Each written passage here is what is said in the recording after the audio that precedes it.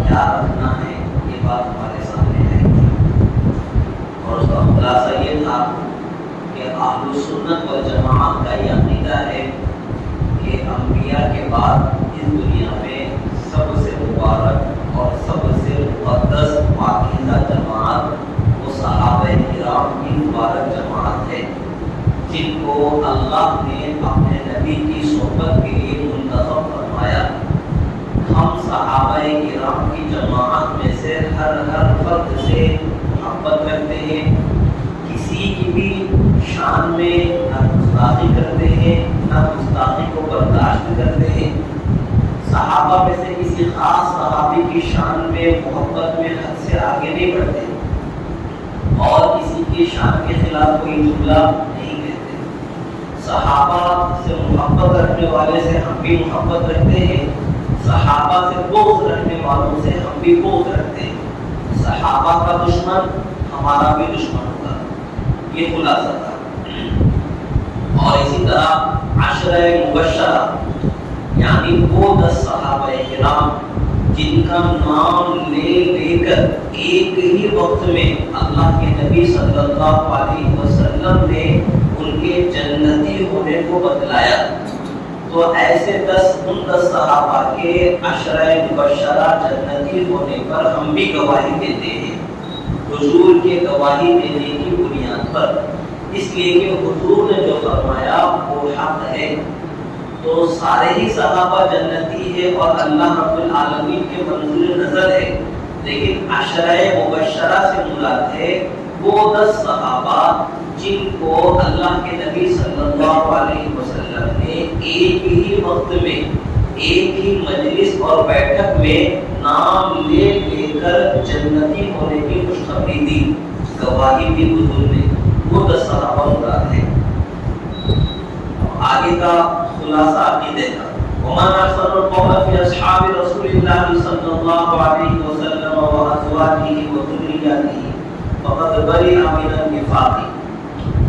کہ حضور پاک صلی اللہ علیہ وسلم کے صحابہ، آپ کے ازواج مطہرات یعنی حضور کی مبارک بیویاں اور حضور کے اہل بیت اطہار، جو شخص ان ہستیوں کے بارے میں کسی بھی طرح کی بدگمانی کرنے سے اپنے دل اور دماغ کو پاک رکھے گا، ان ہستیوں کے بارے میں بدگمانی سے، برے خیالات سے اپنے دل اور دماغ کو پاک رکھے گا اور ان ہستیوں کے بارے میں بدگوئی، برے الفاظ کہنے سے اپنی زبان کو بچائے گا، تو ایسا شخص نفاق سے بری ہے، ایسا شخص منافق نہیں ہو سکتا۔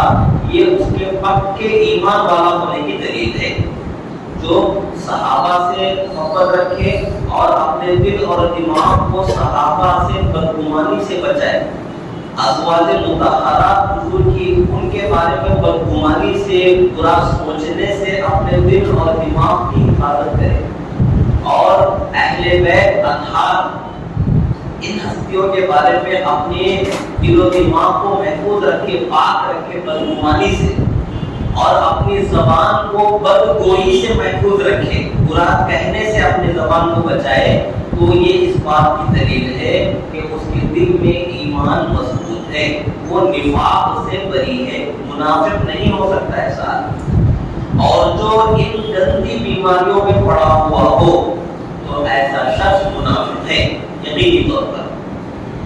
عقیدہ ہے. وقد برئ من النفاق آگے کا عقیدہ. وعلماء السلف من الصالحین السابقین والتابعین ومن بعدهم من اهل الخير والاثر واهل الفقه والنظر لا يذكرون الا بالجميل ومن ذكرهم بسوء فهو على غير السبيل.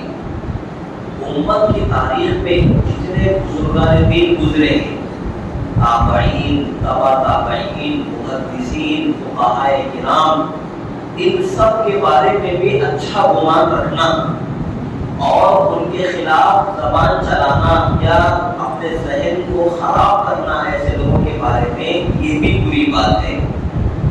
ایسے ہستیوں کے بارے میں بھی اہل سنت والجماعت کا یہ نظریہ ہے کہ ایسی جو مبارک ہستیاں ہیں تابعین، تبع تابعین کی، تابعین وہ ہے جو صحابہ کے شاگرد جنہوں نے دین حضرات صحابہ سے سیکھا، یہ ہے تابعین. اور تبع تابعین جنہوں نے دین تابعین سے سیکھا، صحابہ کے شاگردوں سے جنہوں نے دین سیکھا، یہ تبع تابعین. تو ان میں جو محدثین ہیں، فقہائے کرام ہیں، ان سب کی عزت کرنا، احترام کرنا، اچھا گمان رکھنا ان کے بارے میں یہ نہایت ضروری ہے اور صراط مستقیم پر ہونے کی دلیل ہے. تو ہم اہل سنت والجماعت ان ہستیوں کا تذکرہ بھی بھلائی کے ساتھ کرتے ہیں، ان کی برائیاں بیان نہیں کرتے. کیوں؟ اس لیے کہ اللہ کے نبی صلی اللہ علیہ وسلم نے ان زمانوں کے خیر ہونے کی گواہی دی ہے. حضور نے کیا فرمایا کہ خیر القرون قرنی ثم الذین یلونہم ثم الذین یلونہم، کہ بہترین زمانہ میرا ہے اور اس کے بعد دوسرے نمبر پر بہتر زمانہ اس کے بعد کا ہے اور تیسرے نمبر پر بہترین زمانہ اور دور اس کے بعد کا ہے. تو یہ وہ دور ہے تابعین اور تبع تابعین کا جن کے خیر اور بھلائی کی گواہی نبی پاک صلی اللہ علیہ وسلم نے دی ہے. اس لیے ان ہستیوں کا بھی احترام کیا جائے گا، ان کے ساتھ بدگمانی نہیں رکھی جائے گی، اور جب بھی ان کا تذکرہ کریں گے تو خیر اور بھلائی کے ساتھ ان کا ذکر کریں گے، برائی کے ساتھ ان کا ذکر نہیں کریں گے. اور جو کوئی برائی کے ساتھ ان کا تذکرہ کرتے رہے فهو على غیر السبیل، تو ایسا شخص گمراہ ہے. اب آج کل دیکھیں نبی پاک صلی اللہ علیہ وسلم نے آگے آ رہی ہے بات، قیامت کی نشانیوں میں سے ایک نشانی حضور نے فرمائی کہ امت کے بعد والے لوگ پہلوں کو برا بھلا کہیں گے. امت میں بعد میں آنے والے لوگ پہلے جو بزرگان دین گزرے ہیں ان کو برا بھلا کہیں گے، ان کی شان میں گستاخیاں کریں گے، ان کے اندر کیڑے نکالیں گے. یہ حضور نے قیامت کی نشانی بتلائی. آج آپ دیکھیں کتنے سارے لوگ ہیں جو اسلامک اسکالر کے نام پر سوشل میڈیا پر پھیلے ہوئے ہیں اور اپنے گمان میں اور اپنے دعوے کے مطابق ان لوگوں کو دین سمجھا رہے ہیں، لیکن وہ اس خوبصورت دین کے نام پر بزرگان دین کی پگڑیاں اچھالتے، سلف صالحین کو بدنام کرتے اور یہ دنیا کے سامنے بیان کر رہے ہیں کہ جو بزرگان دین گزرے ہیں وہ دین کو نہیں سمجھ پائے. ہم 1450 سال کے بعد پیدا ہو کے آج ہم نے دین کو سمجھ لیا ہے. جو حضور کے صحابہ کے شاگرد ہیں، صحابہ ان کے شاگرد یہ جو ہستیاں ہیں نبوت کے قریب کا زمانہ، تو یہ کہتے ہیں کہ جو ہے وہ لوگ دین کو نہیں سمجھ پائے. اور 1400 سال کے بعد میں سے ایسی بے حیائی اور ایسی آوارگی کے دور میں پیدا ہو کر یہ لوگ دین کو سمجھ گئے. تو اب بہت سارے نادان قسم کے لوگ جن کو کچھ عطا پتہ نہیں ہے دین کے بارے میں، ایسے لوگ ان کی واہ واہ کر رہے ہیں، زندہ باد کر رہے ہیں ان کی.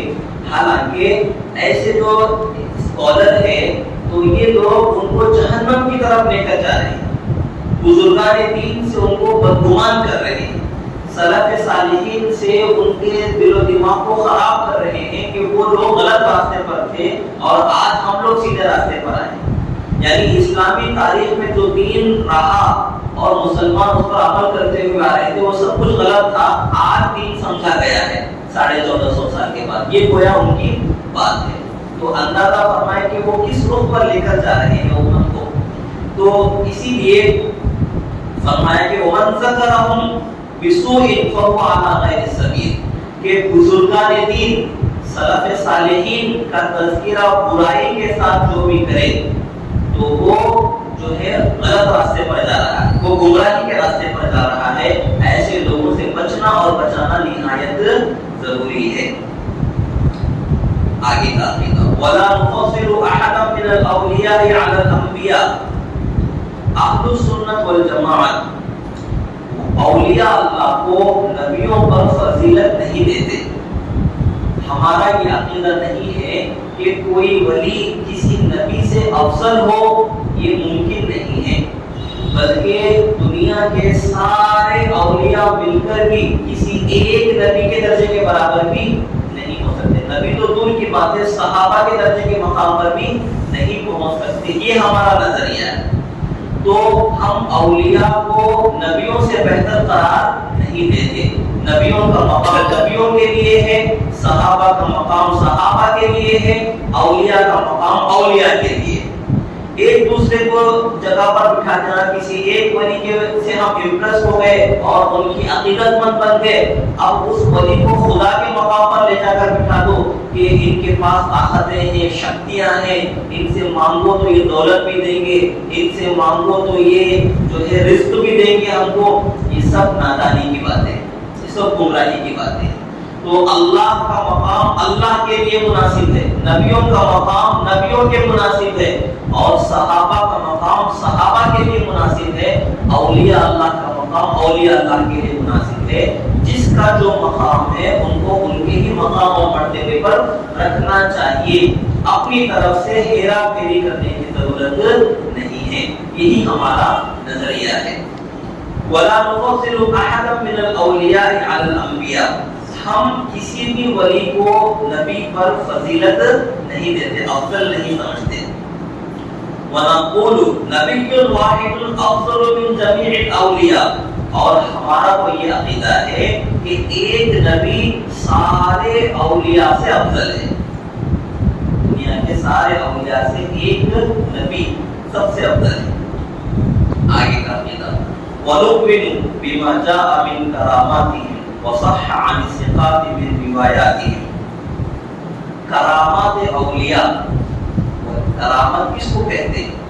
کرامت کہتے ہیں، بات سمجھیں کہ کوئی بھی ایسا عجیب و غریب واقعہ، ایسی عجیب و غریب بات جو عام طور پر کسی انسان کے بس میں نہیں ہے، کسی انسان سے ایسی بات نہیں ہو سکتی۔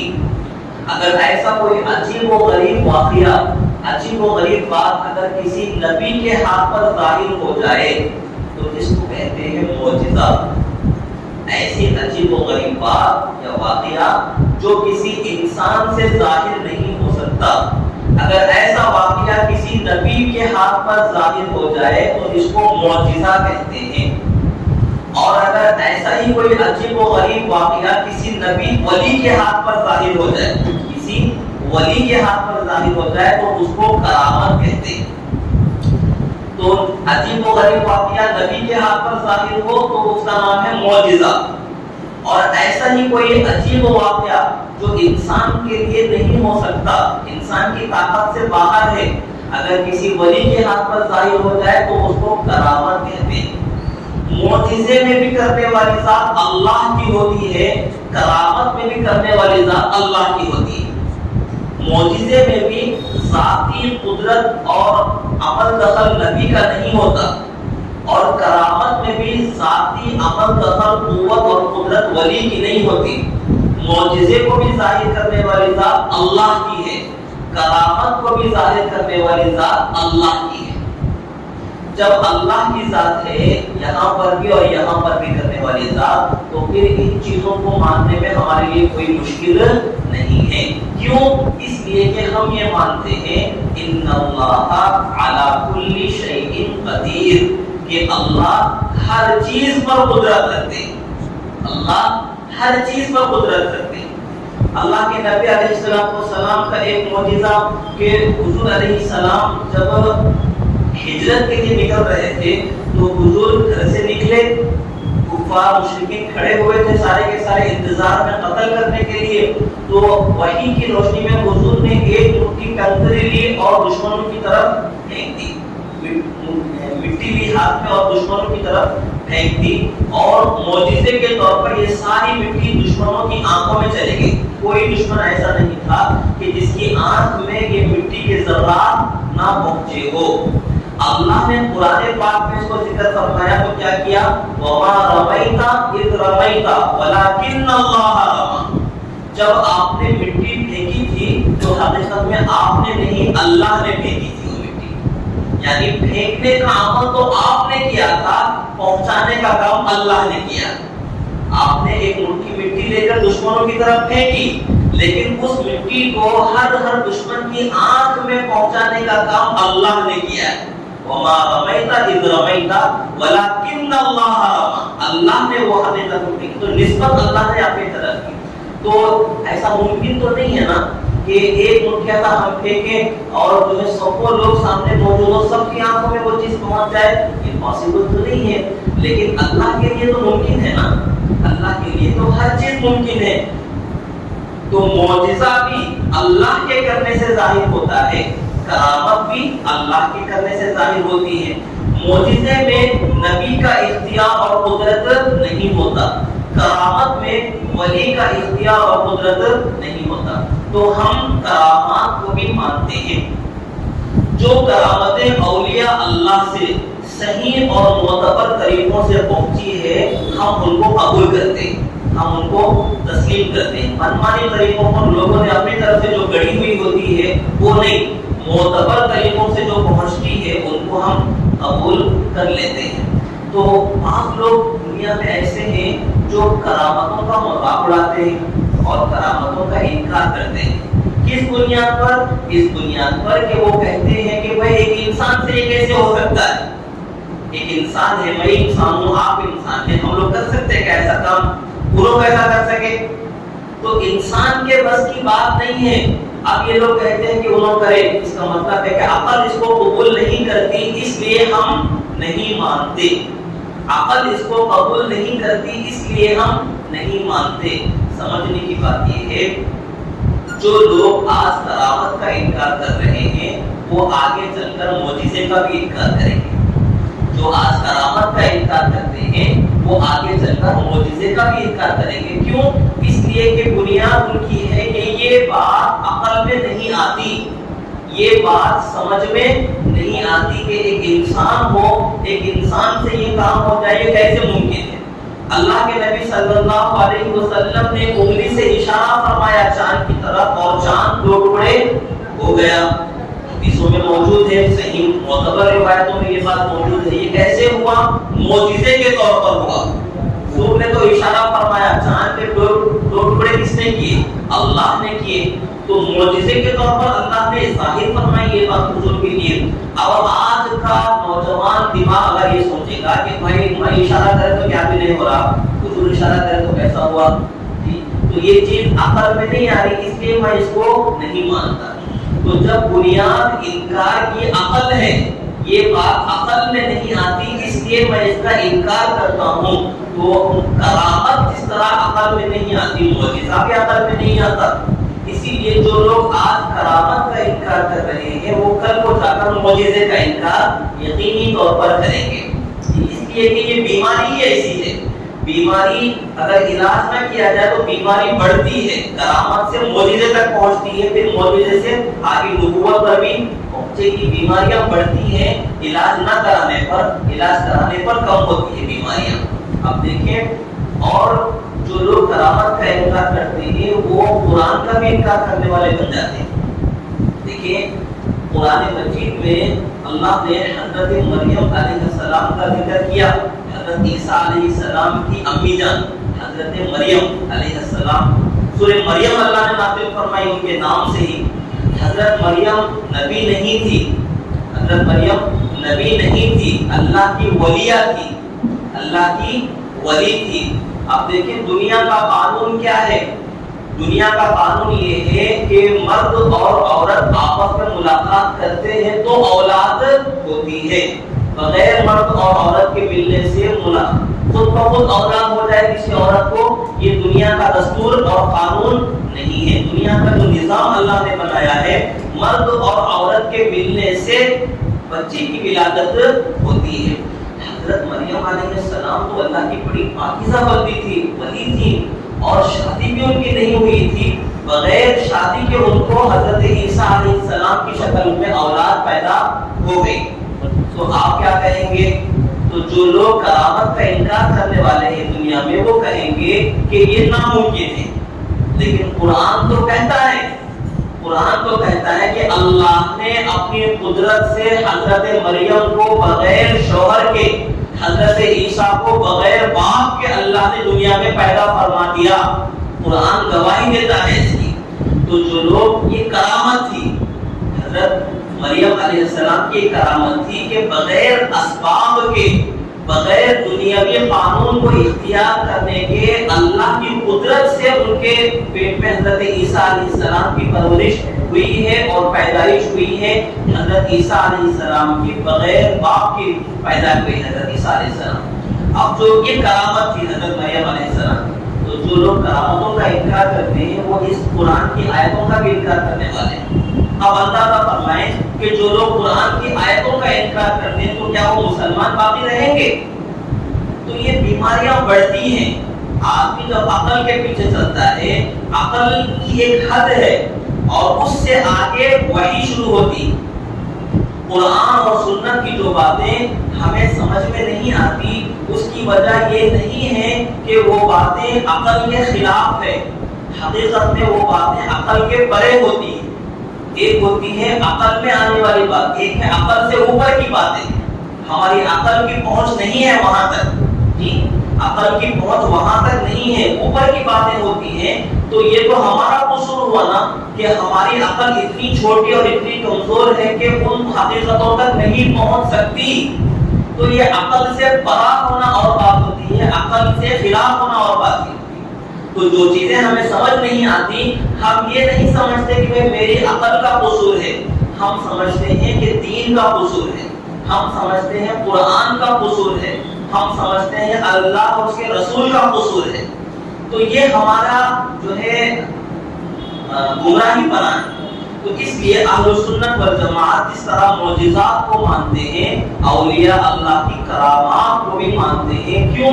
اس لیے کہ معجزات میں بھی کرنے والی ذات اللہ کی ہوتی ہے، کرامات میں بھی کرنے والی ذات اللہ کی ہوتی ہے۔ معجزے میں بھی نبی کا ذاتی اختیار نہیں ہوتا، کرامت میں ولی کا ذاتی اختیار نہیں ہوتا۔